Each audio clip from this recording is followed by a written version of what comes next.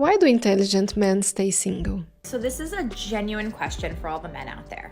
Can you guys explain to me why men don't approach women in public anymore? If they're single, they're staying inside and doing exactly what I would want to do, which is like binge a show and like. When a man is handsome, educated, make good money, but still single, what could the problem be? If I was a single lady in my 30s and I wanted to meet you, where would be the best place to go? Why are more men choosing financial independence and singlehood over marriage? And what happens when being alone becomes more comfortable than being in a relationship? As marriage ages rise and single-person households continue to grow, more people are questioning whether relationships still provide enough value to justify their financial and emotional costs. For some men, independence now offers greater control, fewer obligations, and more peace. So, is this simply a temporary shift, or are men permanently changing how they approach relationships? Today's video explores that growing debate. So this is a genuine question for all the men out there. Can you guys explain to me why men don't approach women in public anymore? And before anyone starts fighting in my comments, yes, women can approach too. I know. Everyone relax. But I'm talking about like real life flirting at the gym, at a coffee shop, at bars, at ShopRite, like actual human interaction. Because the amount of eye contact happening lately with absolutely zero follow through, insane. Like, sir, we've made eye contact 6 times in Wegmans and now you're examining pasta sauce near me with deep concentration.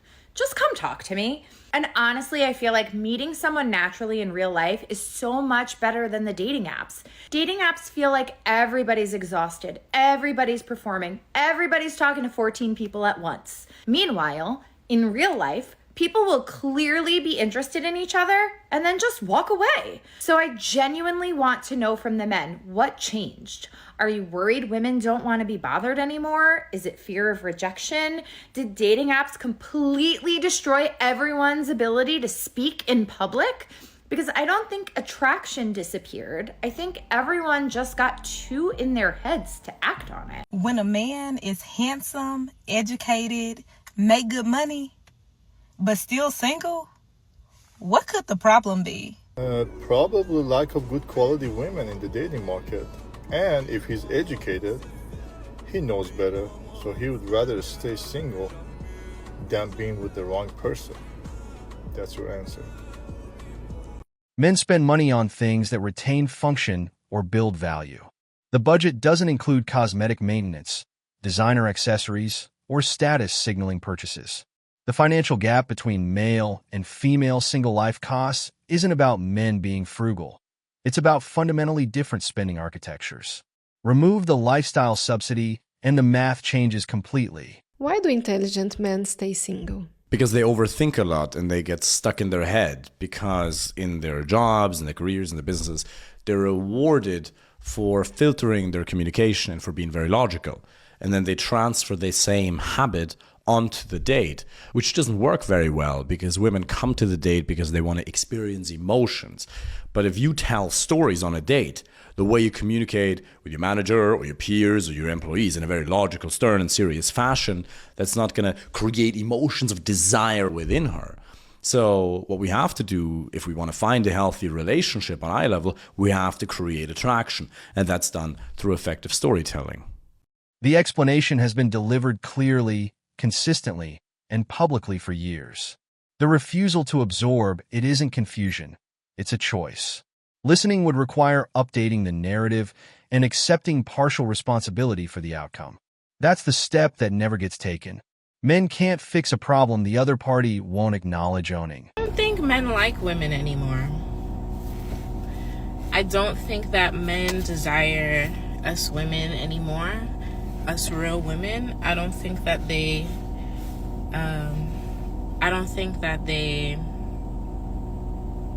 value us like they used to. Men aren't really putting out effort. They're not putting out any type of effort like they used to. Taking a girl on a date becomes an issue. You know, spending money on a woman is an issue. You should have your own money as a woman. Going out to do something fun is an issue. Why don't you just come over to the house and we could do something in the house? I don't know. Maybe it's because I'm from New York. But I see women all over the globe complain about what's happening with men nowadays. Is it women that's not making themselves desirable anymore? Because there are beautiful women out here, beautiful women, ambitious women, caring women, nurturing women who are outside looking for love, and men that just can't keep up with that. Like, they're not communicating with them. They're not willing to hang out and do fun things. What happens to the fun in life? What happened to life being exciting and fun and, going out and discovering the world? What are y'all doing? What are y'all men doing other than that? What are y'all doing? What are y'all doing? Like, what are all y'all men doing? What are y'all doing? If it has nothing to do with a woman, what are y'all doing? Are y'all working? Because we're working too. Women are also working, and we still can do things. We still can go on vacations. We can still go out to eat. Why are us women going on vacations with our friends? We're going on vacations with our friends. We're going out to eat with our friends. We're going to do fun things outside with our friends. We're celebrating birthdays with our friends. Where are y'all? What are y'all doing? What are y'all doing? Where are you guys? Where are you? Where do you guys exist? Going to a woman's home creates a legal and reputational exposure with no independent verification available. What happens behind those doors gets narrated by one party afterward. Men who've watched that play out for others made the rational adjustment. Self-preservation isn't paranoia. It's pattern recognition operating correctly. This is not to be pessimistic. I'm just a realist. But do not feel bad for doing what you have to do in this economy. I've been seeing people post about how they had to give up their new car, or how they had to go back to a 9-to-5 after doing entrepreneurship, move back in with their parents. And I know that it sucks. I just wanted to stress to you that it's not your fault. It's really the economy. As a millennial who lived through pre-pandemic and then now, it was totally different. Yes, I was able to pay off my car, but my car note was $300 a month. It was only $16,000 for a brand new car at that time. You can't find a brand new car for that price anywhere. Another thing too, when I was paying rent, it was $800 back in 2017, 2018. And that was for a 3-bedroom. That same apartment right now is $1,400 a month for a 1-bedroom. House prices, I could literally write an essay. I could write a book. The interest rates, of course, were way lower, but the house prices were not crazy. I bought my house for $165,000. The houses in my neighborhood right now are going for almost $300K, which is crazy. I say all that to say you can't take accountability for things that are just simply not your fault. Jobs are not paying that much. The economy is going up. Eggs are $31. So when it comes to doing what you have to do to survive in this economy, do not feel bad. It's just a sacrifice. The provider and protector obligations were always attached to a reciprocal arrangement. Dismantle the arrangement, keep the obligations. That's not equality. That's extraction with updated branding. Apply the gender swap consistently, or don't apply it at all. Men notice the selective application immediately. As a single woman, I'm getting a little worried when I scroll on this app that like all of the good single men, 30-year-olds and up, or near that range, they are, if they're single, they're staying inside and doing exactly what I would want to do, which is like binge a show and like order and take out. Like, why when I'm scrolling, I'm seeing all these like cute men who look like they have their head on their shoulders. They probably don't. Let's just be fucking real. But they're all like staying inside. Like, what I'm trying to do is text a girlfriend and be like, hey, you know what? Instead of me cuddling into bed and binging all of Real Housewives, let's go out. Because I'm just hoping that one day, like, I meet my husband, like, meet cute randomly. Like, I gotta go out and do that, right? I have to, like, actually put myself out there. I have to actually do my makeup and, like, put on a cute outfit and do that, you know? Crazy concept. But I have a fear that all of the good single 30-year-old men are doing the opposite. Hey, get out there. Please. Stop ordering takeout by your fucking self and wait for me to be there with you to do it, okay? Fuck, literally, I don't... Probably gonna run into a douchebag. Pray for me. Independence meets its first hard physical limit, and a teenage neighbor becomes the solution. The capability gap isn't shameful, it's just real. The problem is the gap between the stated identity and the actual operational reality. Strong and independent is a fine aspiration. It requires honest accounting of where the edges are. I'm going to get a lot of hate for saying this. She is single because she has not met a man better at being a man. She got tired of men expecting her to lead, solve problems, carry effort, while they relax and still expect respect. Many men talk about 50-50, ask what she brings, yet expect her to chase them while she carries the weight. After a while, she stops feeling like she has a partner beside her and starts feeling like she gained responsibility. That is when peace starts feeling safer than love that drains her energy and forces her to lead a grown man. Many women choose peace over exhausting love. If you understand this truth, drop 100 in the comment and follow Relationship Decoded. Every demand was delivered, and every demand was honored. Toxic was the label. Dangerous was the accusation. Unnecessary was the verdict. Men received the message, processed it completely, and complied. The safety arrived exactly as requested.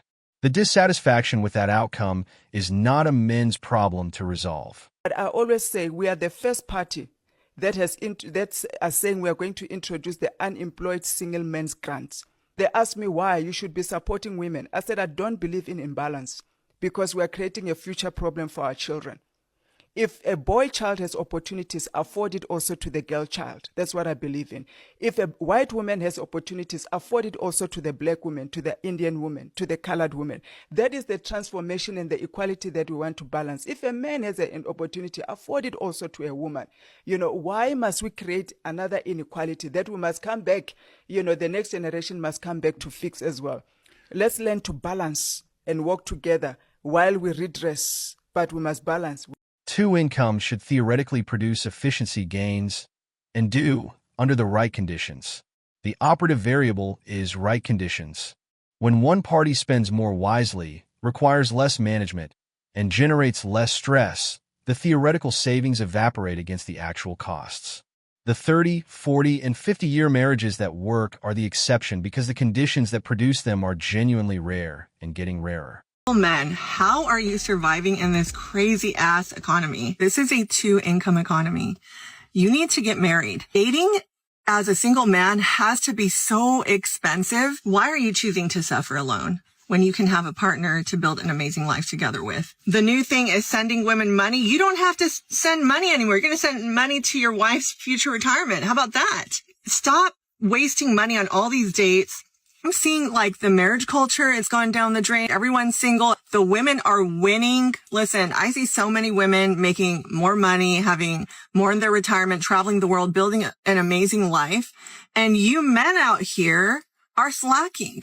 You men don't understand how much a woman or partner adds value to your life. Get it together. You got this. I believe in you.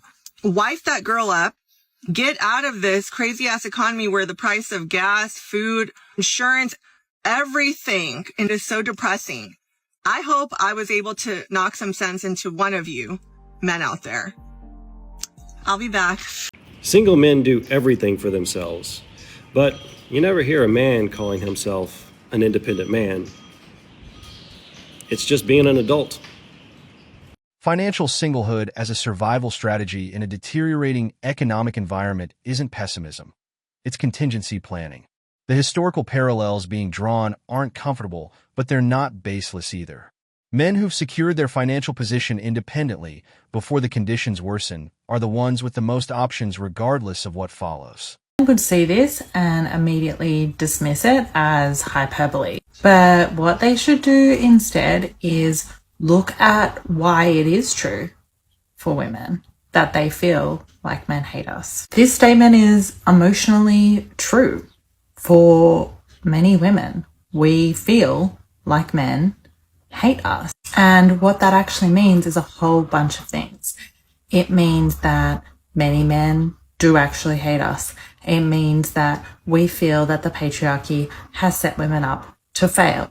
We feel that the patriarchy is against us. And we know that a lot of the time men don't love us. They love what we do for them. A lot of men have conditional attraction toward women because they don't respect us as humans. They don't respect our whole personhood. They only respect us as an extension of them, i.e. what we or our relationship to them says about them. Men will simp after the respect and admiration of other men, not the respect and admiration of women, but being with women and having women is something that men can do to gain respect and admiration from other men. And women see this, and women feel this, and women know this. Conditional affection is the idea that basically women are there to be caregivers, wives, mothers, lovers. We need to serve a particular role for men, what we do for men. And if we neglect to do that or decide we don't want to do that anymore or challenge that, then we are no longer useful to men. We are no longer serving our role as women to men. So therefore they begin to hate us. I'm sure many people would have had this experience in a relationship where it's all going really well with a man and he just adores you because he sees you as A, B, and C. And as the relationship progresses and you challenge some of those expectations or ideas that he's put on you about who you are and what your role is in relation to him, he begins to literally hate you. Like you actually feel like he does not like you at all because you are no longer doing your, preconditioned role, your prescribed role for him because he never loved you as a whole person. As a woman, your personhood doesn't matter. You're stripped back to the role of woman. There's a concept called homosociality. I think I said that right. And I touched on it before. And it's the idea that men are actually just looking to secure the respect of other men rather than from women. So for men, the pursuit of status amongst male relationships is more important than securing the affection or genuine respect from women. So women's needs are then sidelined in favor of any kind of other male respect that they can gain. Men are looking to gain and reinforce their position within patriarchy. They're not looking to gain the equality or equity, actual connection and respect from women or in relationships with women, if that makes sense. So if you start being a difficult woman or a woman that doesn't give a man that type of status that he craves, then you become non-useful to men and he will start to resent you. So when we say men hate us, that's kind of what we mean. The patriarchy framing conveniently ignores every mechanism that operates against men. Family courts, workplace risk management, social shaming of male vulnerability, and the cultural infrastructure that treats male disposability as background noise. The system isn't uniformly male-favoring. It never was. The narrative just required that part to be invisible. Okay, I have a question for single men in their 30s who have their life together and just haven't found the one yet for some reason. So if I was a single lady in my 30s and I wanted to meet you, where would be the best place to go? Just asking for a friend. Please let me know in the comments. Thanks. The asymmetry is structural and simple. Women lose comfort going single because comfort was being provided externally. Men gain comfort going single because the drain on their provision stops. Single female life costs more than it did in a relationship. Single male life costs less. That gap explains the entire conversation without requiring any additional analysis. So, why are more men choosing independence over marriage? If these clips point to one conclusion, it's this. Many men have built lives that function perfectly well without a relationship, making the decision to stay single less about loneliness and more about choice. When independence provides peace, financial control, and fewer obligations, a relationship has to offer genuine value to compete with it. That doesn't mean every relationship is a liability, but the more capable people become on their own, the less they need to settle. The real question is whether modern dating can offer enough reciprocity and stability to make men want to re-enter the game. Thanks for watching MGTOW Voice. Show us your love by liking, sharing, and subscribing. Support us and help spread awareness for men around the world. We welcome a healthy debate and discussion, so feel free to comment and share your thoughts.